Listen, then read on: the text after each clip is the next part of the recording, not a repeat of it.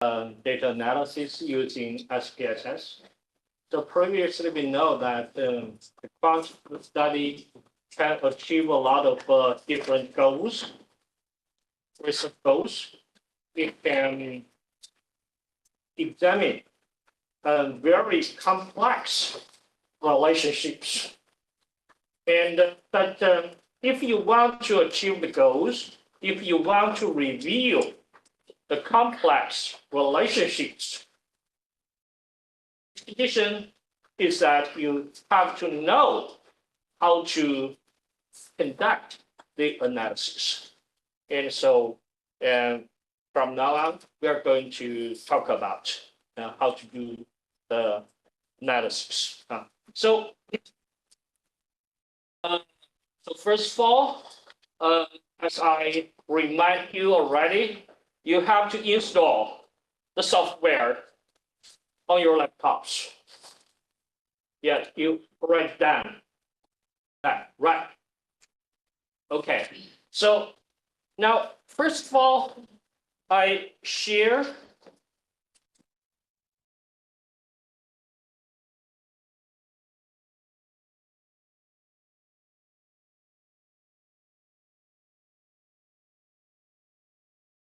moment.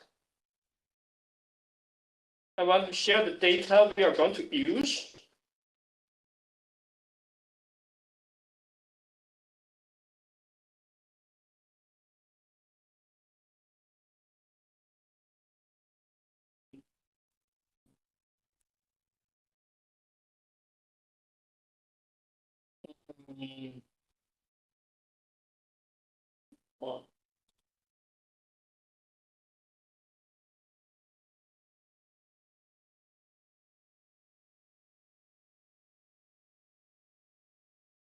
Did you see the data set I shared? Yeah. So please download the data set. They are the data we are going to use in class and for your own practice out of class. So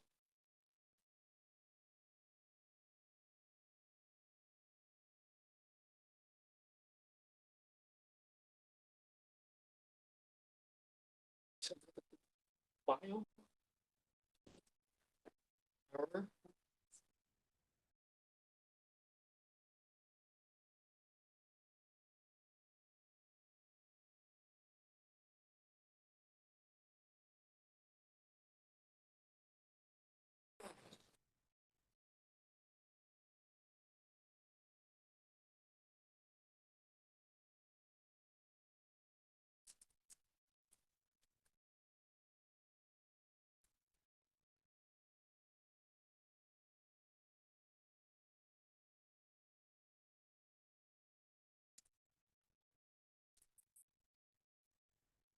Okay. So now these data. Let's take a look at the data. Look at the first one, the data set. So please remember their names. So in class, I may refer to the data data sets. So when I say data set one or data one, it means for in-class teaching, right? Yeah. When I refer to data two, it means out of class teaching. So that could be convenient. So data one, data two. Okay, now the data one.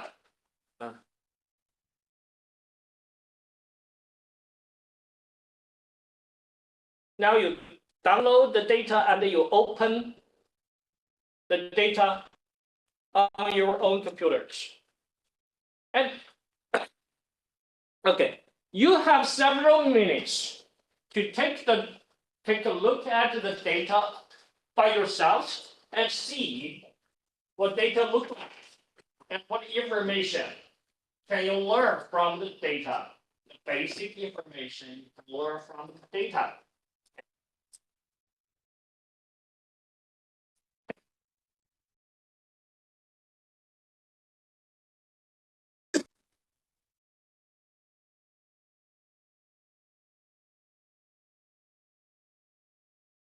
Data analysis. So please bring your laptops. Otherwise, you have no idea what we are.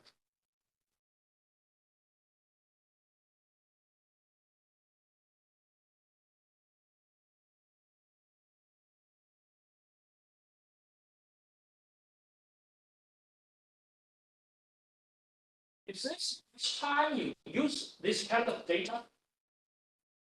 First time.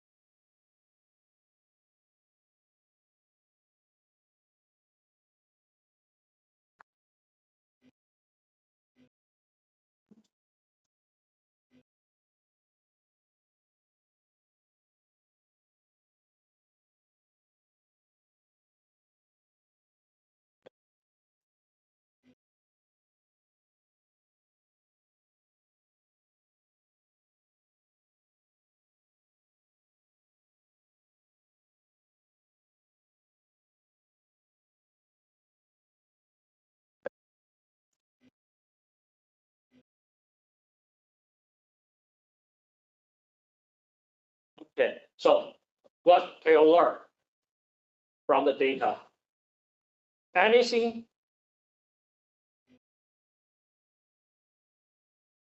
Anything?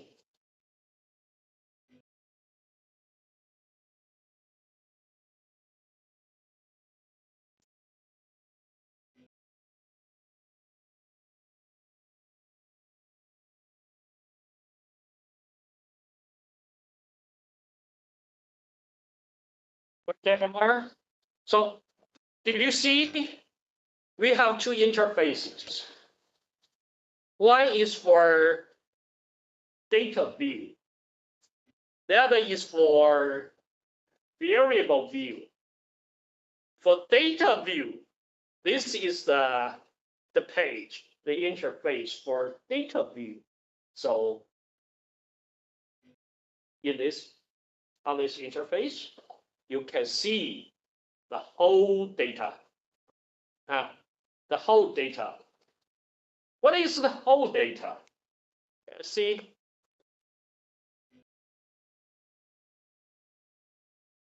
you see here, its range, it starts from number 1.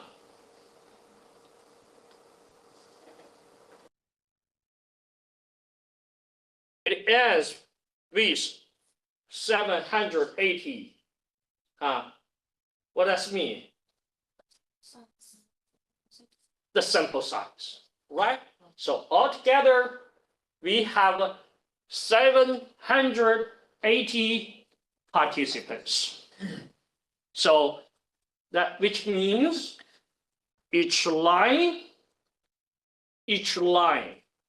represents one participant. One participant. Each line represents one specific participant. Okay, then take a look at the lines. For example, this one, the last one. We have so many numbers in this line. What are these numbers?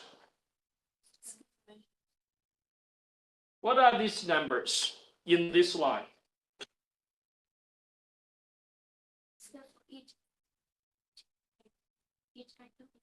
Yes. In this line, all the numbers you see are the responses or the answers from this participant. Right? Yeah. So imagine now you are a participant of a study. You will see a lot of atom questions in the questionnaire, right? Then you answer all of these items. You answer these items when you finish the questionnaire. As the researcher, all I see is the numbers. Right? Yeah, so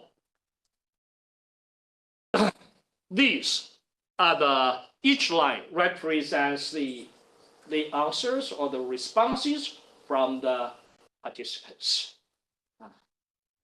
How about each column?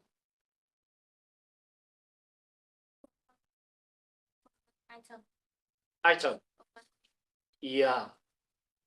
Each line, for example, this one, each line represents the answer to a certain item from all participants. Right? For example, this item, independent A1. This is a specific item. So these are the answers to this specific item from all the participants. Yeah. Okay. So these are the information we can learn from this interface. Yeah. So from A1 to E5, from A1 to E5. Now let's shift to this interface, variable view. Can you try to tell me what information can you learn from this interface? Is there data like the previous interface? Is there data? No. No. What else can we learn?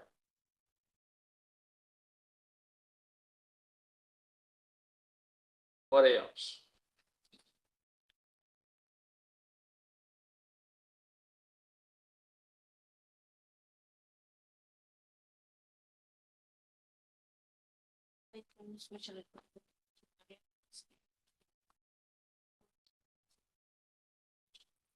Okay, so all the information we can learn is the information of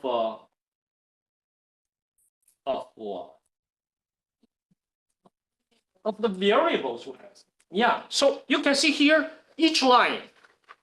So previous one, each line represents one participant, right?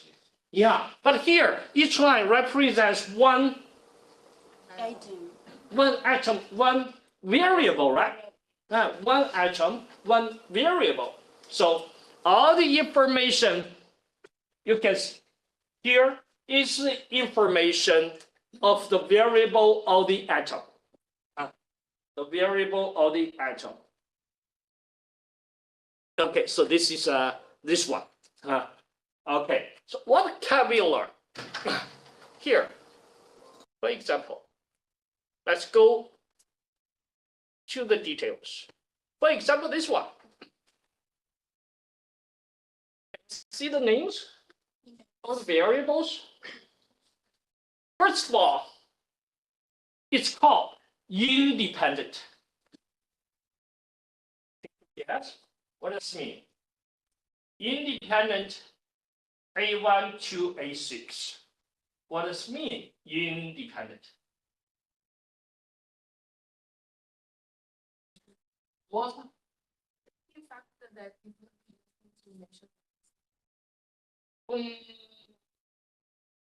No. No. Independent. Can you see? We have one variable.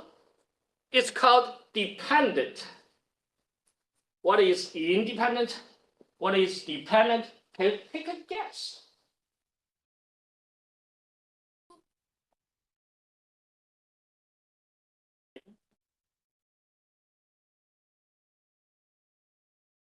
Anyone?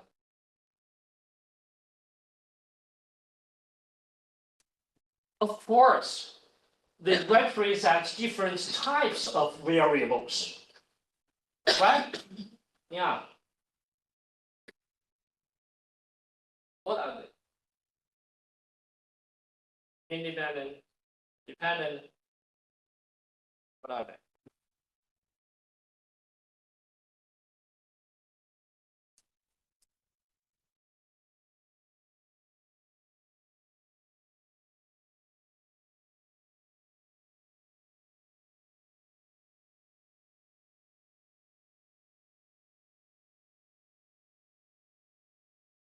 Why I call them independent and dependent? No worries, because this is the very beginning, because just now you told me that this is the first time you use this kind of data. Yeah, this is the very beginning, so no worries. And we slow. Yeah. I think let's say in a certain correlation where one variable causes effect on the other, the independent variable is one that causes. One variable or one factor association with another factor.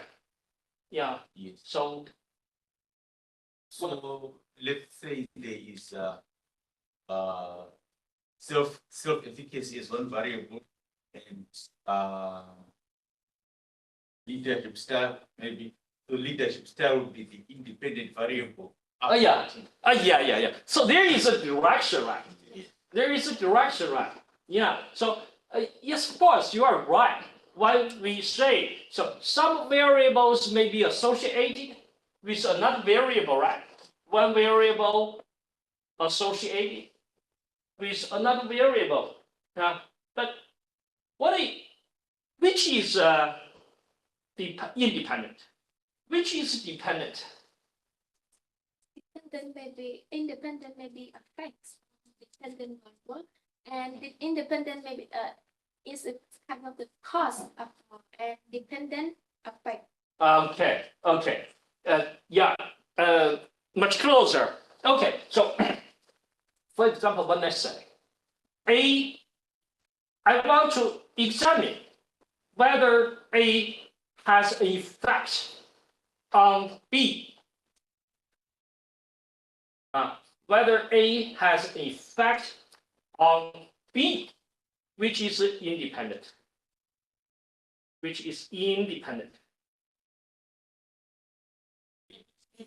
is independent, right? Yes. Yeah. Which is dependent? B. B is dependent, right? So A has an effect on B. So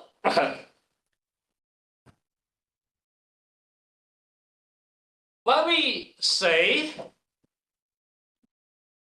independent variable, it means it is the predictor, right? It is the predictor.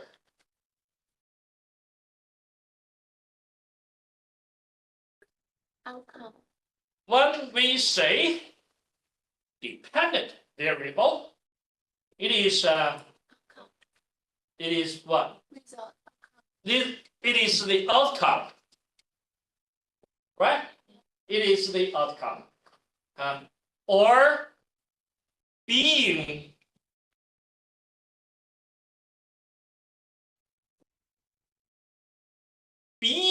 predicted. Is that clear for everyone?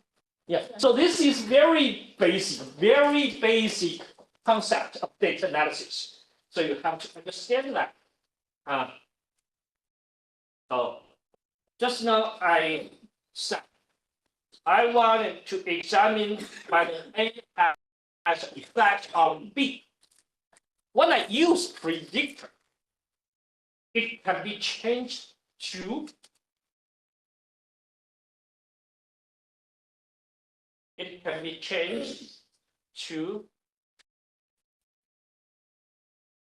I can alternatively, I can say I want to examine whether A is a predictor of B. So what is the difference between the two sentences? What is the difference between the two statements? A has effects on B. A is a predictor of B. Is there a difference between them?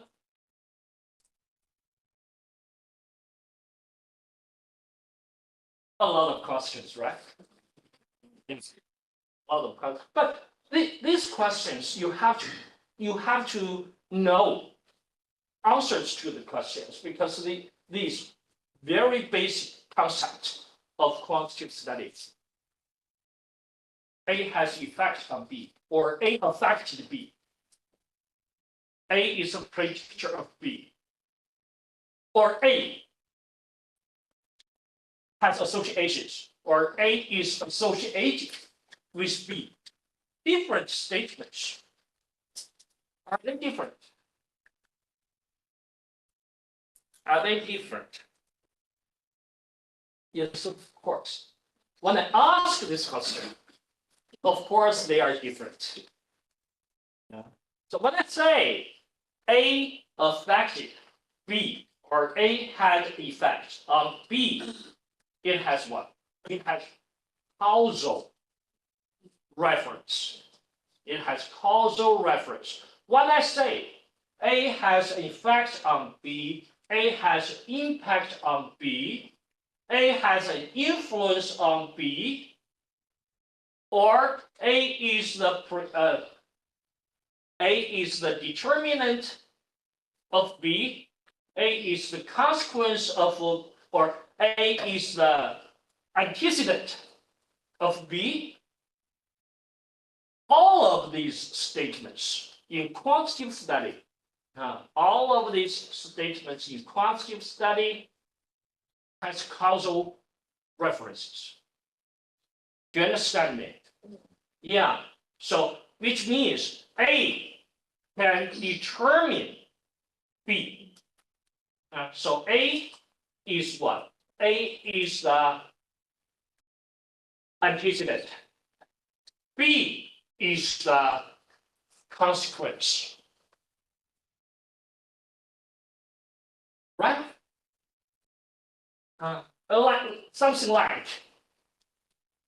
Something like this again, egg or chicken. Right? Which comes first? Which comes first? Yeah. Yeah, that's true. That's true. Yeah. Which comes first? So pay attention.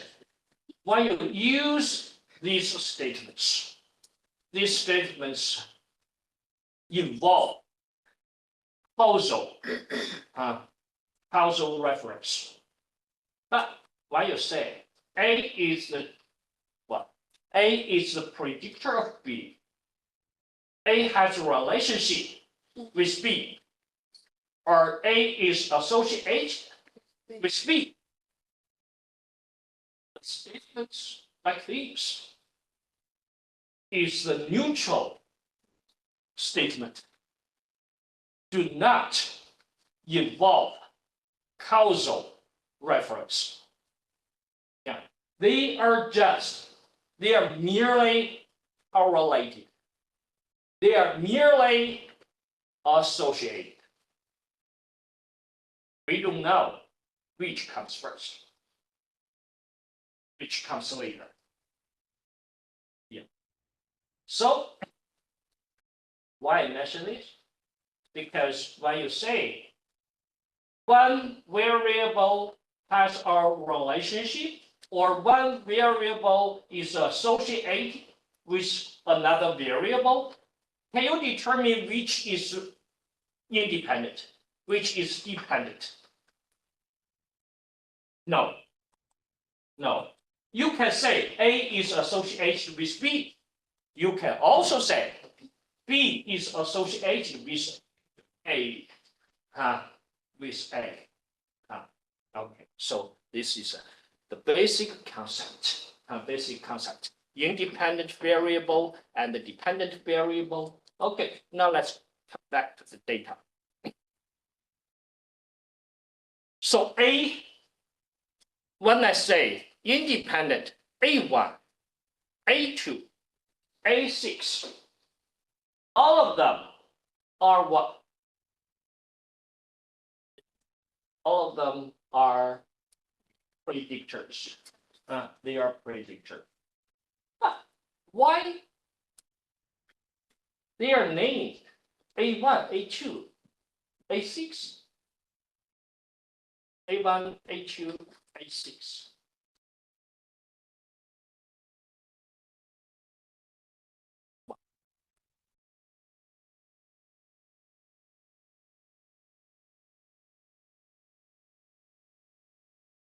Why A1? Why A6?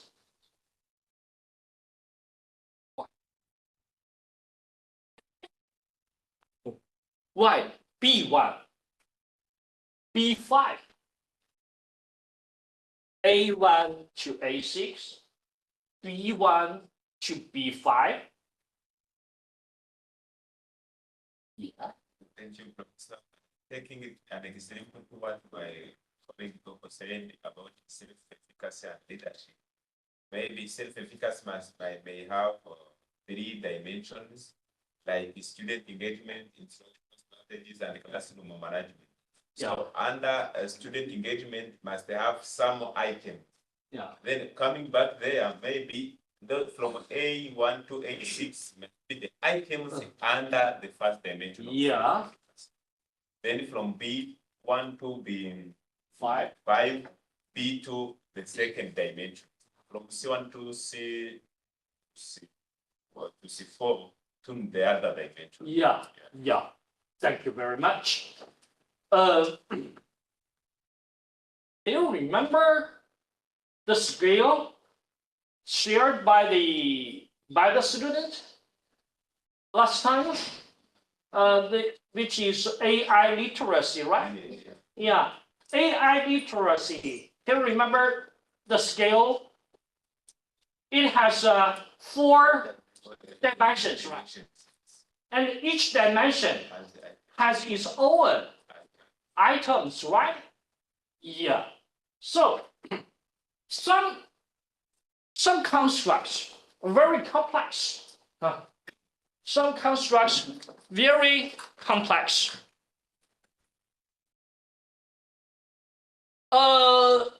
Some of them may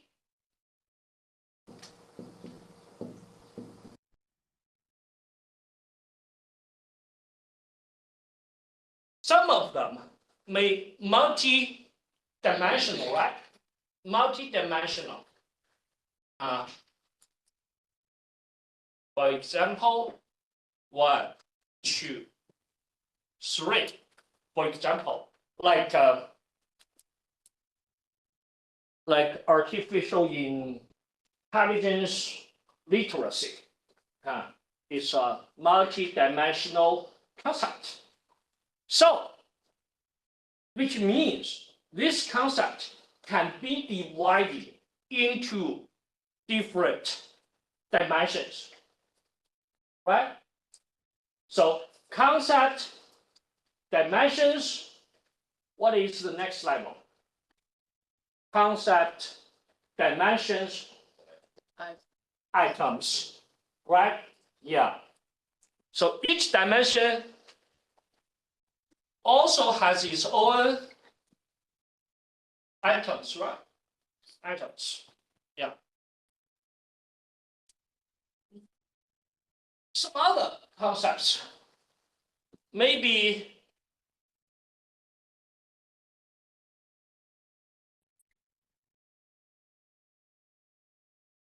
some concepts may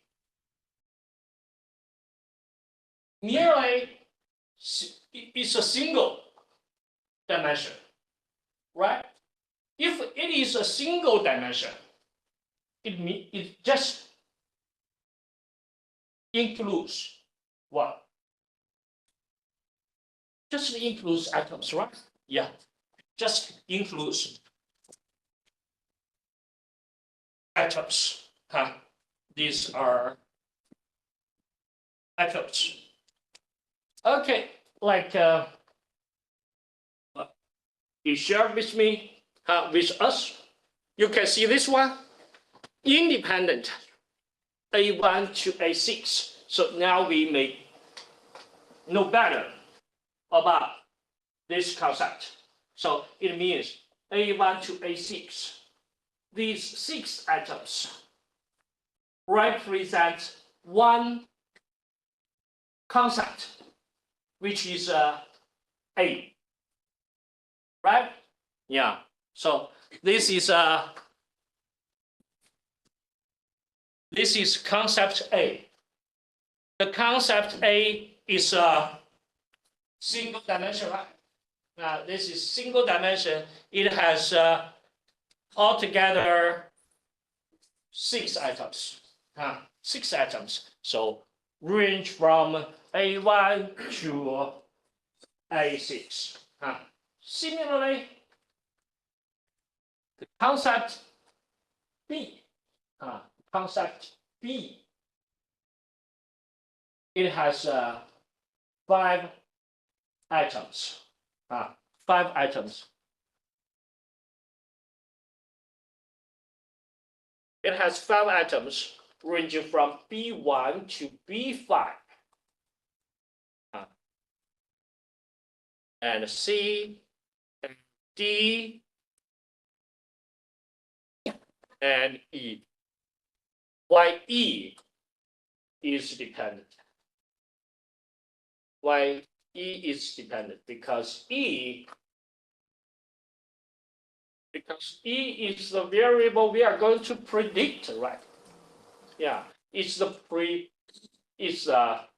outcome variable. It's the outcome variable. Okay. So now can you summarize? What is the main research goal of this data set? What is the main research goal of this data?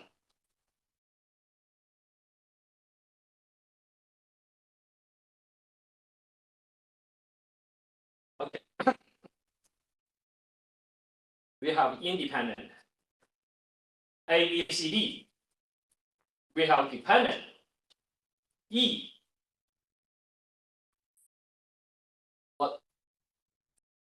What are we going to do?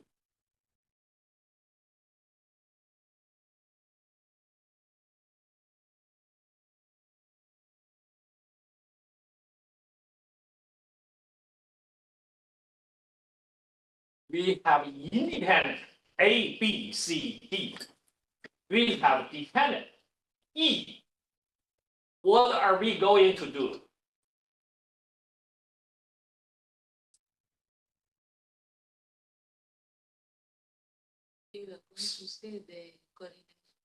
Correlation of what? Basic outcome. Yeah. The main research goal is what? Main research goal of the data. It's very simple. We just want to examine whether A, B, C, D can predict E, right? Yeah. That's why I call them independent. That's why I call E dependent. So the goal of the data is that we want to use A, B, C, D as the potential predictors of E. Right. Yeah. Yes.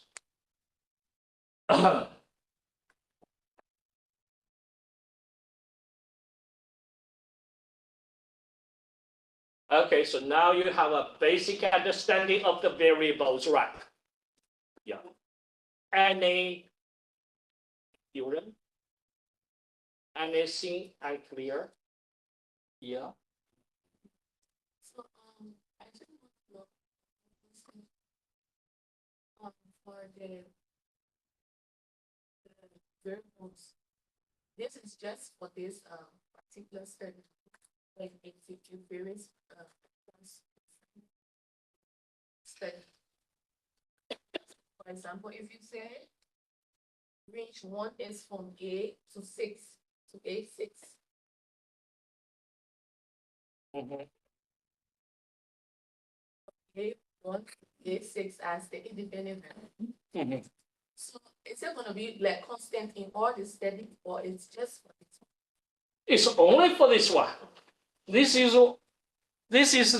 the only data for this study. For this study, for your own data, for your own study, you have your own data. You can name your own your data in your own ways. Yeah, for example, you are going to research like digital literacy. Okay, then you are going to name the concept as digital literacy. It has 8 items, so that's your data. It's data. Okay. Any questions? No, we are going to continue. Okay, all of them are the atoms. We have some other variables. Some other variables. What are they?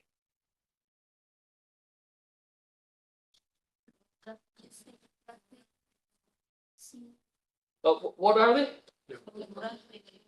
Demographic components. Yeah, these are your background information. Yeah, background information of the participants. Yeah. Which we call demographic variables. You know the word? Demographic variables. Yeah, demographic variables.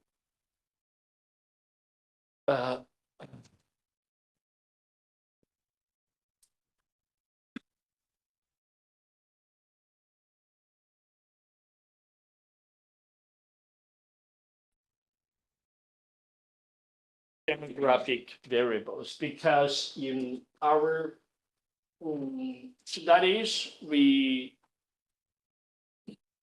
mostly will collect the basic or relevant background information. Background information like your gender, like your age, like your what, like your major. Okay, so we are going to define. For example, in the questionnaire, I'm asked your gender. I'm asked, I may provide options. For example, for example, 2 options, male, female. Then you can choose. But nowadays, the division is not that clear. Normally, we have more options than 2. Yeah, that's true.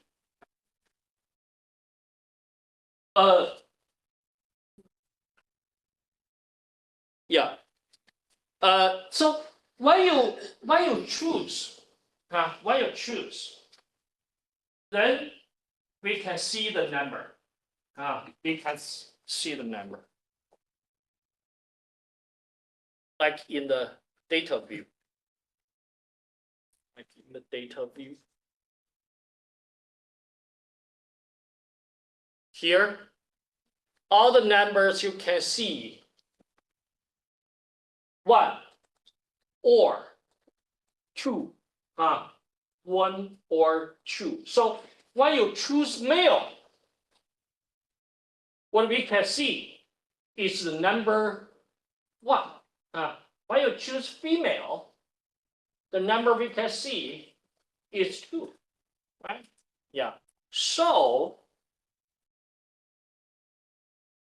here you have to tell the software who they are. Who they are. Can you see? 1 represents male and 2 represents female. The software only interpret the numbers. 1, 2, 3, 4. The software merely interprets the numbers. But here, you have to tell the software what the number or the numbers represent. So that the software will understand 1 represents male, 2 represents female. You have to tell the software. How to? It's very simple because here we have value and the label. Right? I can do it. I can do it. So first of all, I remove.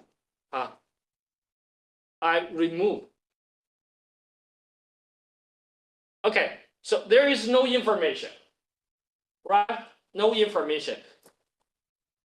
Because there is no information in there, the software will not understand what means, what 2 means, right? So I have to tell them when value is 1. Okay, again, here, gender, then you go to values. You define the values. You go to the values. You open it. Maybe you can follow my steps. You open it. Again, I remove the information. So now you can say when value is 1, it's labeled as male. It's labeled as male, and then you add. When value is 2, it's labeled as female.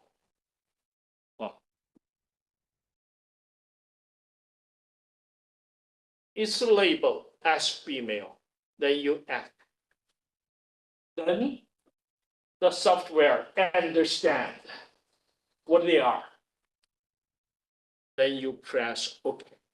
Then you press. You can follow the steps in 1 minute.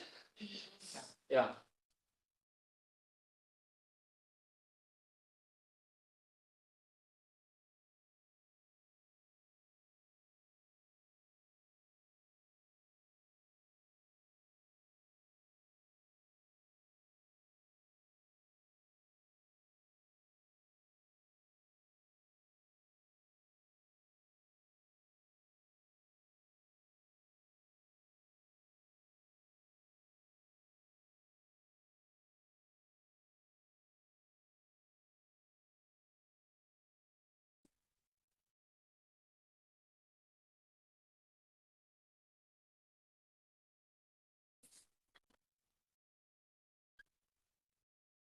Okay.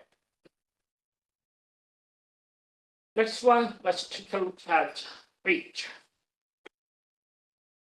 Age. How many groups we have? 6 groups. 6 age groups. Oh, maybe Musa.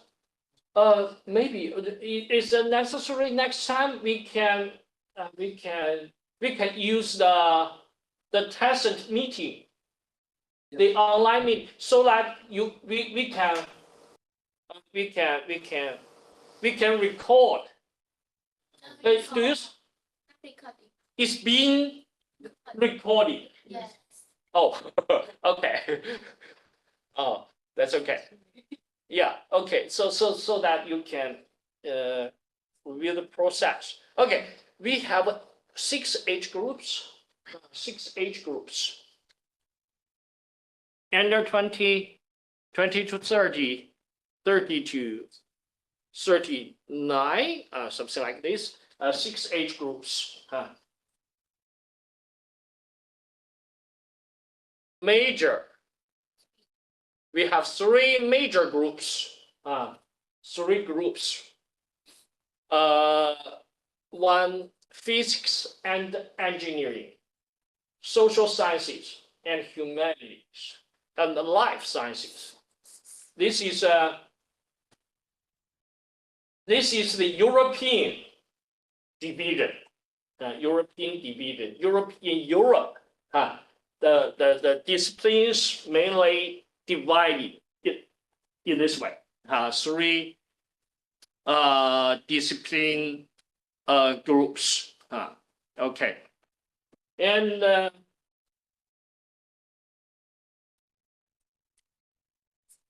mother education. It means the mother, the educational levels of your parents. It has 2 groups: high school and below, bachelor and above. So 2 groups, same as for mothers. Okay. Yeah. I see when you put the dimension, you put the like quotation there. Is it necessary or you can just write the item like that? Which one do you mean? When you click on You mean the demographic Yeah. variable? yeah, when you write it like you say high school or below, you put the quotation. Is it necessary? What? The quotation mark. Is it necessary or you can just leave it? No. When we added the quotation mark, we appears. Will it appear automatically? Yeah. What is She it? asked that we can see the quotation on this. So we no need to add this because after we add it, it will be automatically. Automatically. Automatically added.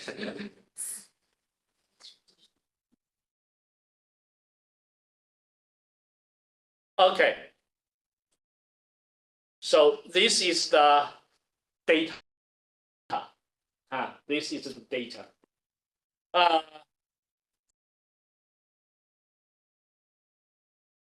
Now can we about the first one we are going to conduct? If you have no questions, can we move on? Yeah. So the first, so let's sort of we won't talk about anything complex in this class. We talk about a very simple one.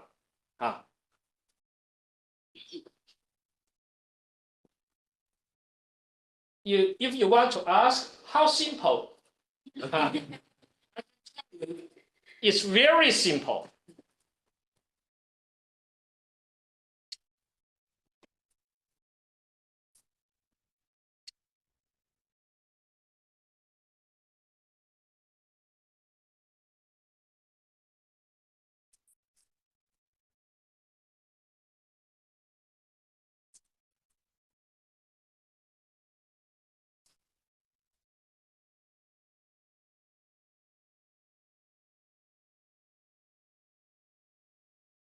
what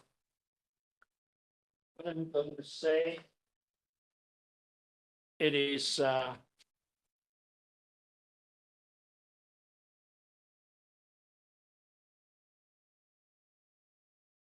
reliability. Reliability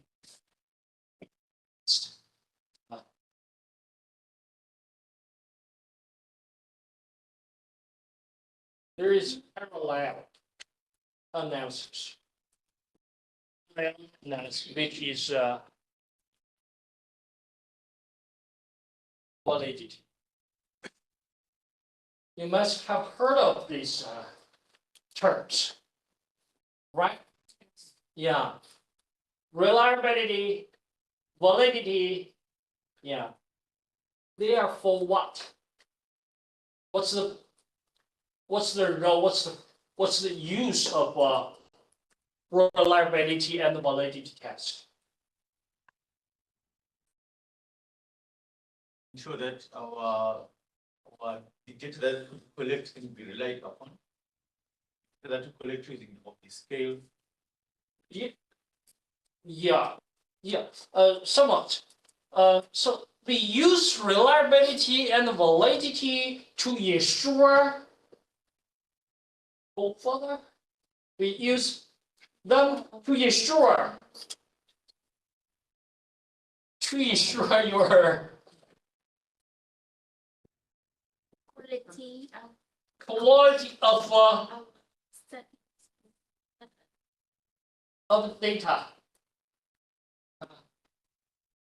You must tell others your data.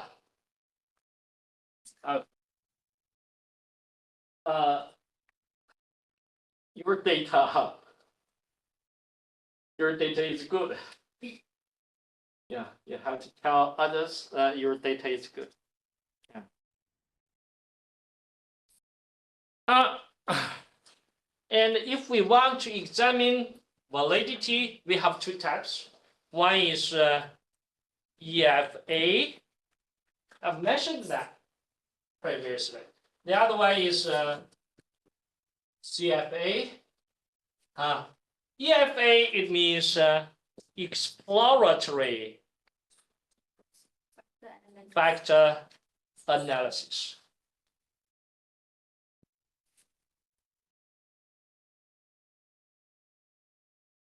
CFA, it means confirmative factor analysis. Factor analysis. So in SPSS, we are going to talk about EFA. Yeah, EFA. Because SPSS, this software cannot permit CFA. It cannot permit CFA. Okay, so now we are going to talk about the first one, reliability. Reliability. Can anyone try to explain what is reliability?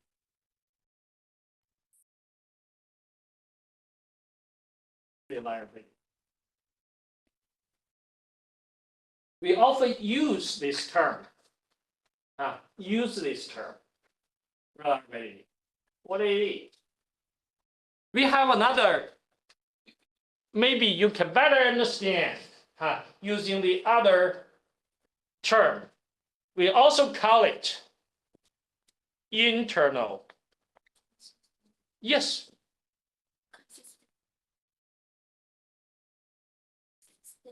We also call it internal consistency.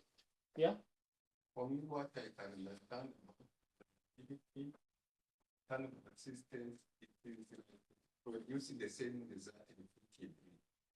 It should produce or to get the same results repeatedly, to find the same result repeatedly.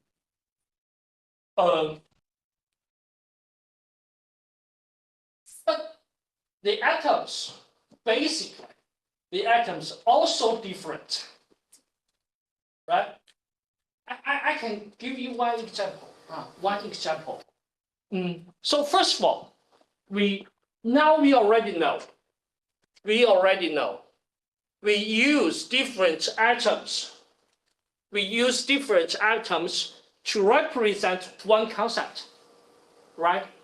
For example, we use 6 atoms to represent A. How about the 6 atoms?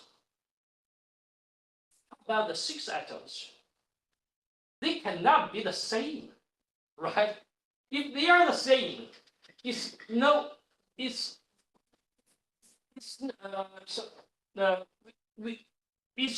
it's problematic. We repeat the atoms, right?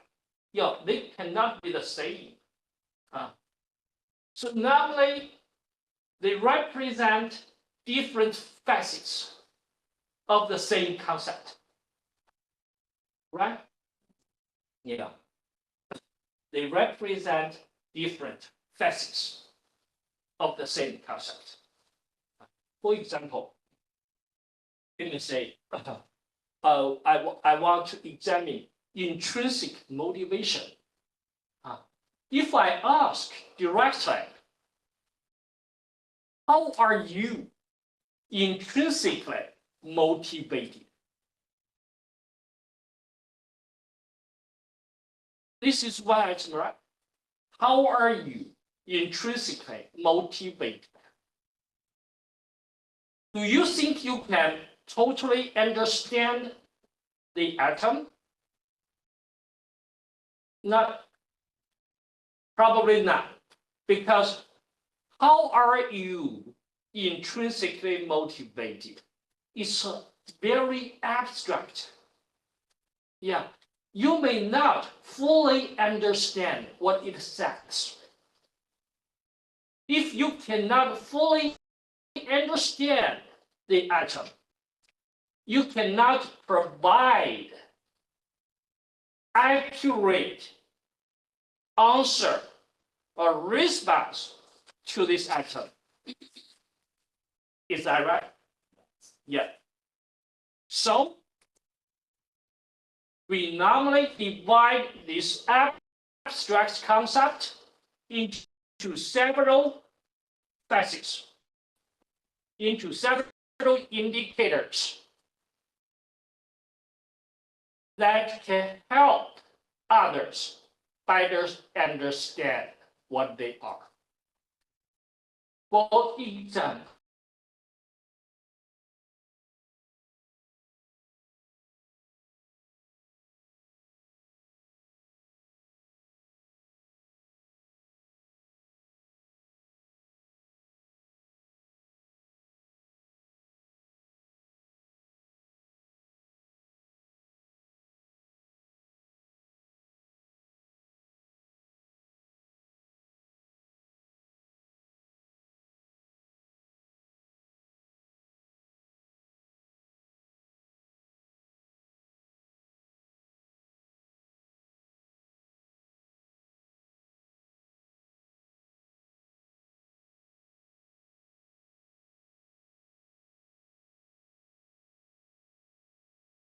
completely understand what it means.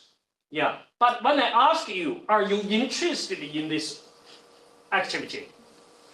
Can you obtain fulfillment, enjoyment from doing this activity? You can better understand what it says, right?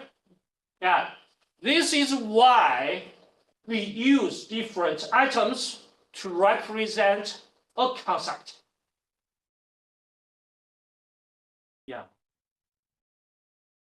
So I repeat it again. The different atoms, they represent different facets of the same concept. Yeah, of the same concept. Okay, now let's come back. What is internal consistency? Although they represent different indicators, different phases. Although they represent different phases, they still belong to the same concept, right? Yeah.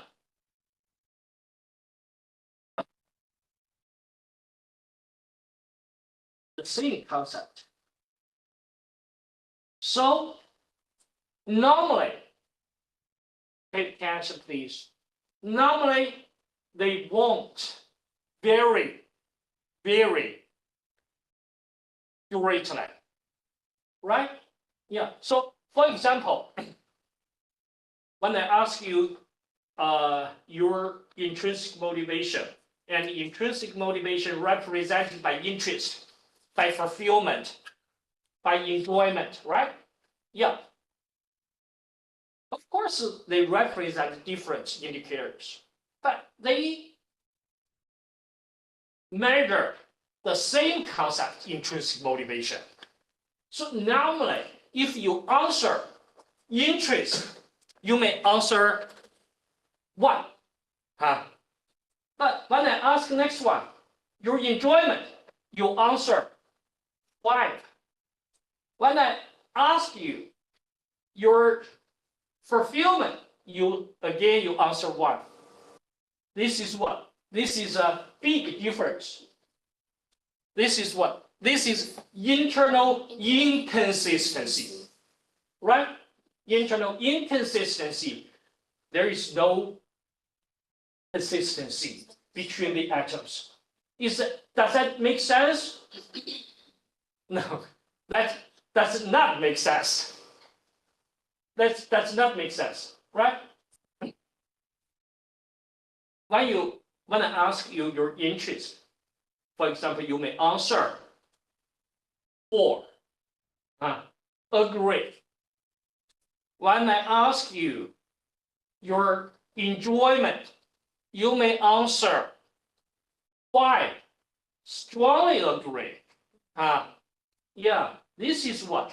This is consistency, largely consistent, right? That makes sense. That makes sense. Why? Very simple. Just because you are asking the same construct, the same concept, right? Confused? No. So when they answers to the same atom, sorry. When they answer to the same atoms of a concept, the answers normally cannot vary greatly. That doesn't make sense. Doesn't make sense. If they vary greatly. They may not be able to represent the same concept. You understand me? Yeah. Not really. Okay, I just give you a simple example. For example, 3 atoms representing intrinsic motivation, interest, enjoyment, fulfillment. 3 atoms. Suppose if a lot of participants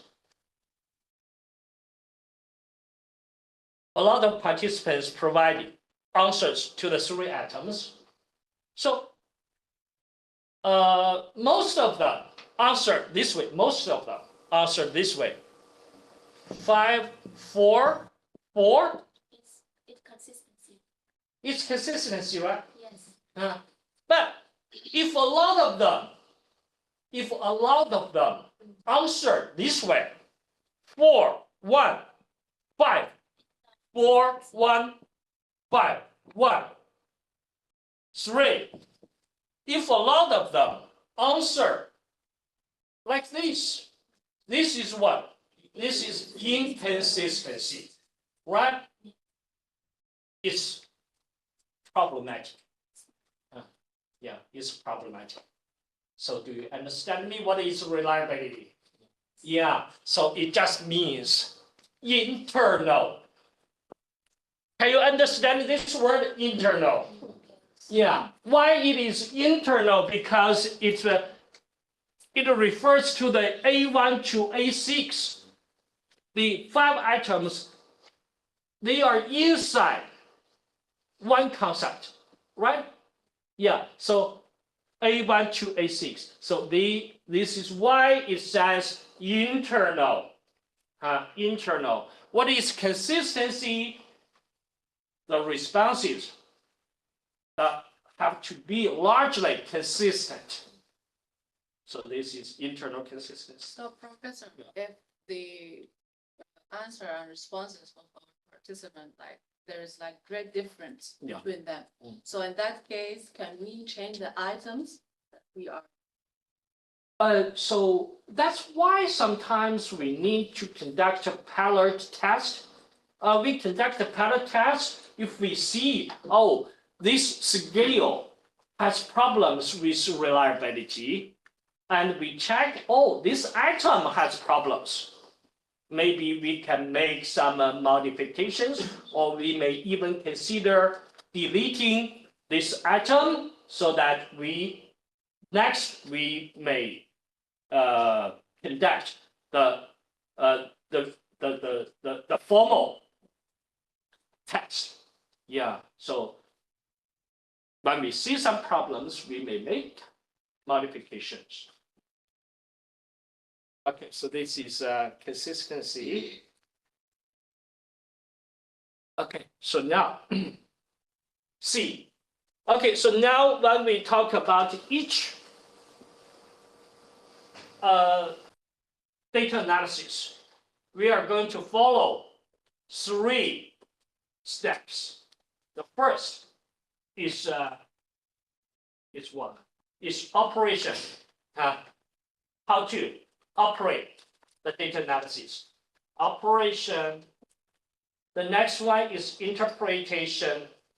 Interpretation. Why? Because if you operate correctly, the software will provide tables, will provide statistics. You can see a lot of statistics. So you have to know how to interpret the tables, the statistics. Okay, so operation, interpretation, and the third step is to report. You cannot merely copy the tables and paste tables in your thesis. You cannot do that. You have to synthesize. You have to summarize the statistics and integrate them into one table, into your own table or your own figure, and report the tables and the figures in your thesis. So the final step is that you have to know how to report your findings. Yeah, so operation, interpretation, and report. Okay, so now let's come to reliability. Reliability. So now we can see most of the data analysis in here. Analyze. Okay, we take it slowly. Analyze. Then you go to scale. Analyze. Then you go to scale. Then you go to, then you can see reliability analysis. Reliability analysis. Then you open reliability analysis.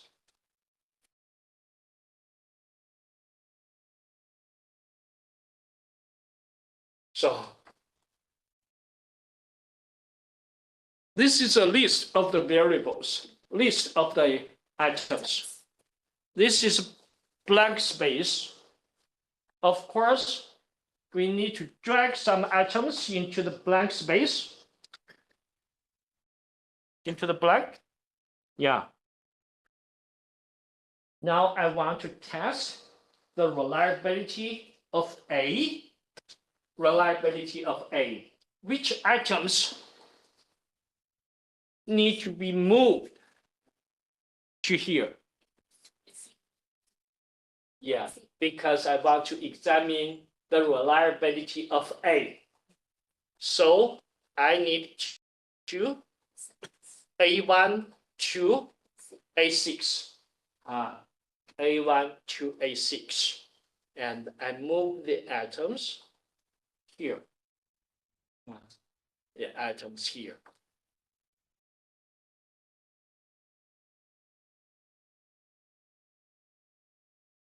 Okay, so you can see here, this is alpha.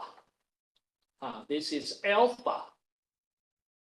We just use alpha values to represent reliability. Alpha values. You know what is an alpha value? Maybe I can find.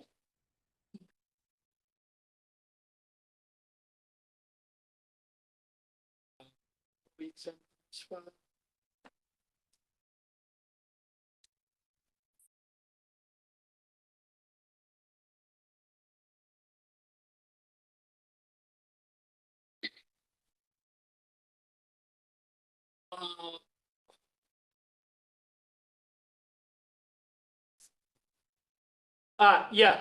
Can you see this here? So this is introducing the matter of openness, the matter of openness, and then they also introduced the scale's reliability was measured in terms of alpha, terms of alpha ranging from ranging the level of 0.82. So it's represented by this, how to say, letter. This letter it looks similar to A. You see this one? Yeah, looks similar to A, but different with A. They different, but look similar. Okay, so we use alpha values and this number, this letter. Okay.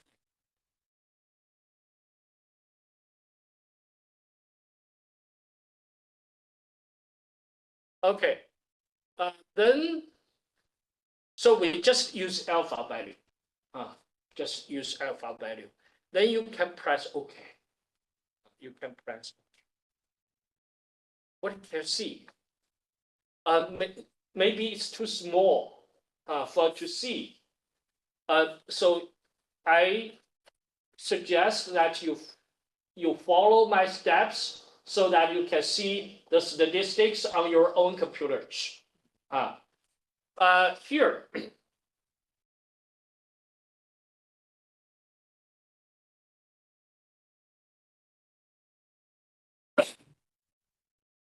This is very basic information, summary of your data.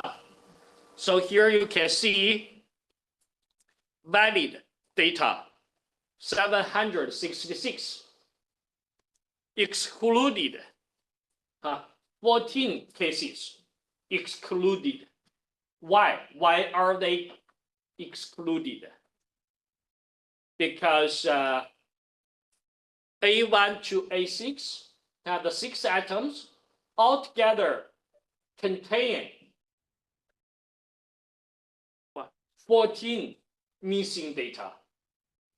14 missing data. So the missing data have been excluded.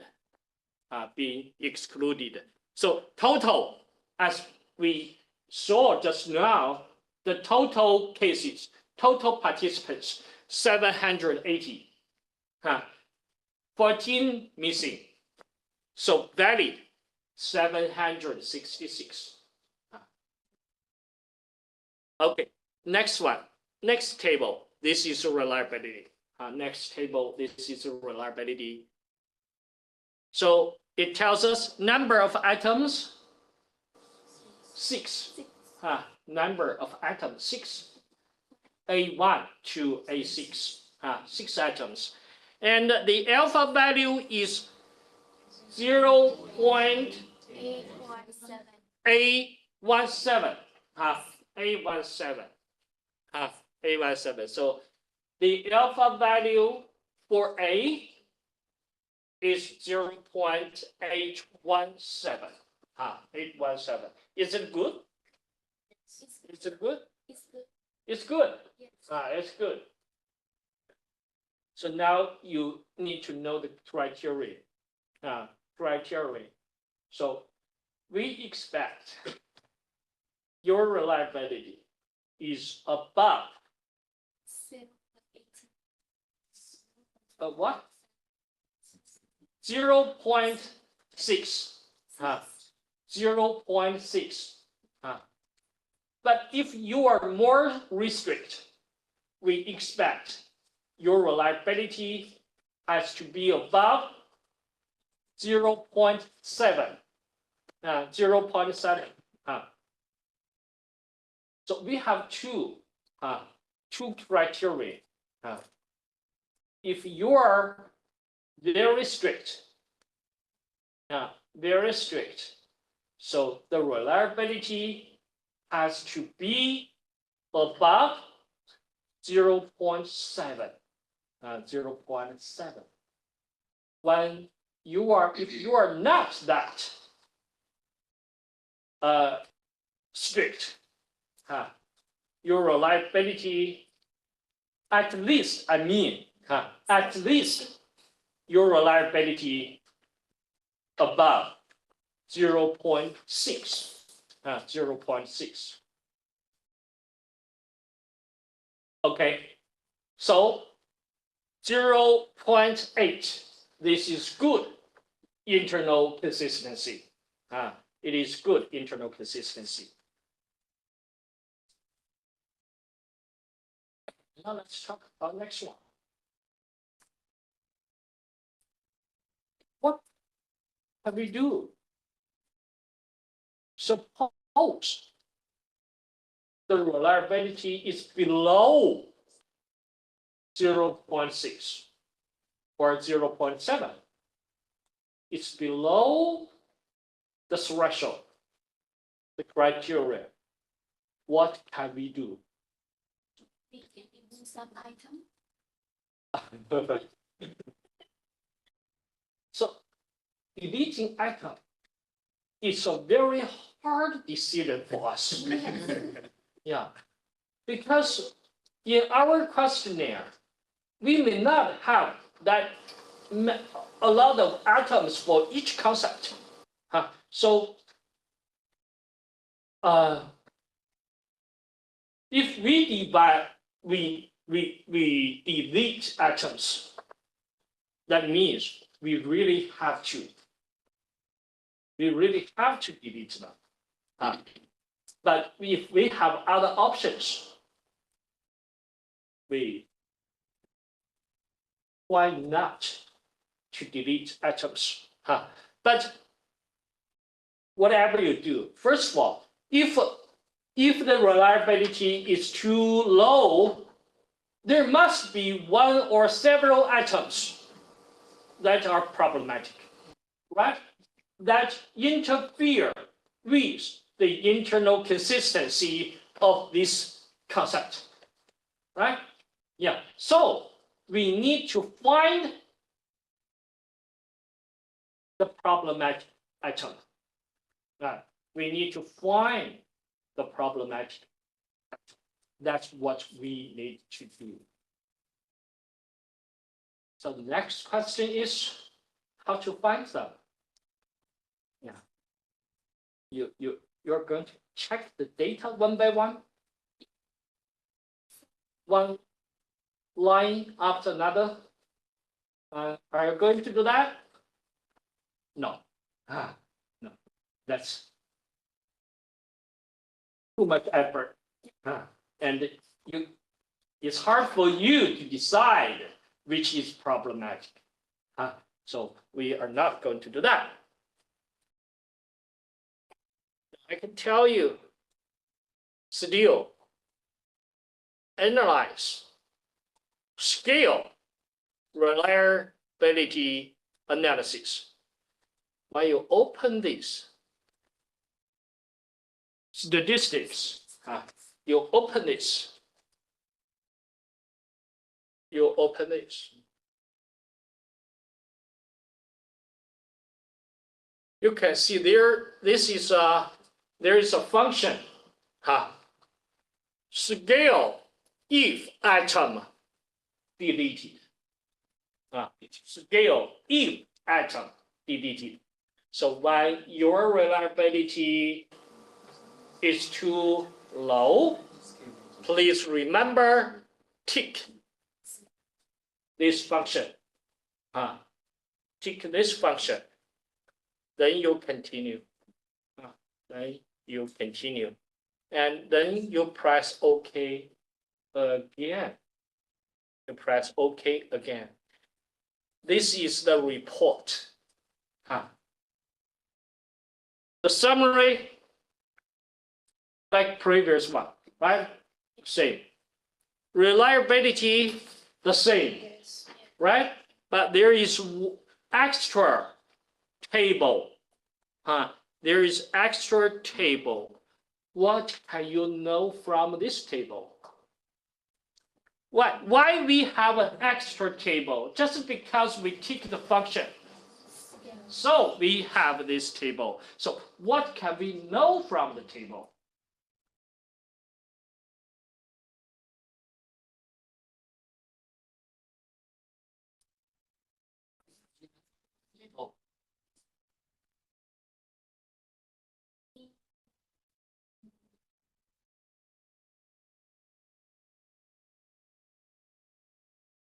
You can know about each atom. Wow. Deleted? Yeah. If we delete A1, yeah, that's it. Yeah, that's it. So this function says scale if atom deleted. So it means, let's go to the first line. Let's go to the first line, A1. The first line tells us if we delete A1, the alpha will be 0.792, right? Yeah. If we delete A2, the alpha will be 0.82. 82. Yeah. So this is what information we can get from the table. Okay. So for example, A1 and A2. If we delete A1 or we delete A2, the alpha increase. For example, if we delete A1, the alpha decrease, right? Decrease. So can we delete A1? No. If we delete A2, the alpha increase, but a little bit. Increase just a little bit. Just a little bit. Okay. The question is, in this case, do we need to delete A2? No. Or well, suppose if we delete A2, the alpha increase substantially. There is a large increase. Can we delete A2? Yes. Can we delete A2? No, no, because it's already above the threshold. It's no need for you to delete A2 anymore. Don't delete that because it's already above the criteria. Okay. So, okay, altogether we can see it's not necessary for us to delete any one of them, right? Yeah. So anyone, each atom is good. Each atom is good. But we can try, for example.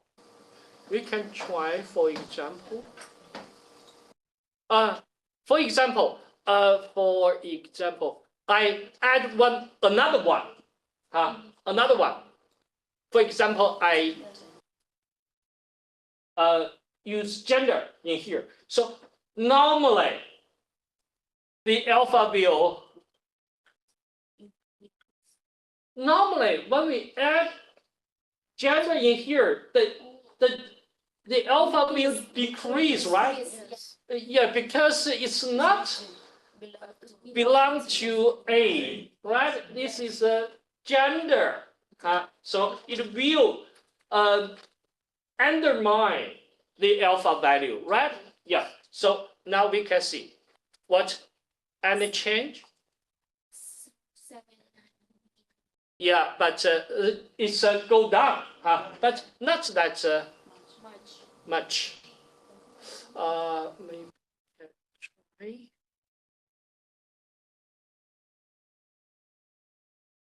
try.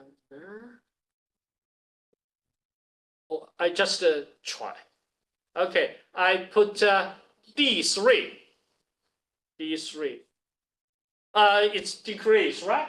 It decreased, but not that much. But okay, it's okay. Although it's above the threshold, but still D3 undermine the reliability. It reduces reliability, right? Okay, so now let's take a look at the table. So which one should be deleted? D3. Well, for example, if we delete A1, it's below 0.7, right? So A1 is not a problem. Which is the problem? D3, right? Because we delete D3, it will increase sharply. So D3 is problematic.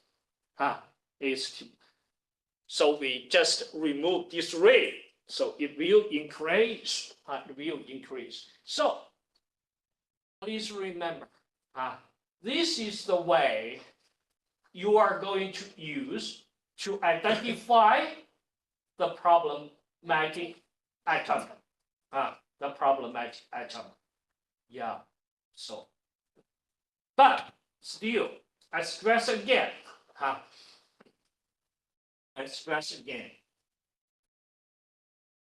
It's not necessary for you to delete any atom if the reliability already above the criteria. No delete. Do not delete the atoms in this case. Okay. Then so much for reliability. So next time we are going to talk about validity. So reliability is very simple, right? It's not that complex. Very simple. Next time when we talk about validity, it's not that simple. It's more complex, much more complex. Okay, so please follow my steps. Okay. Your data,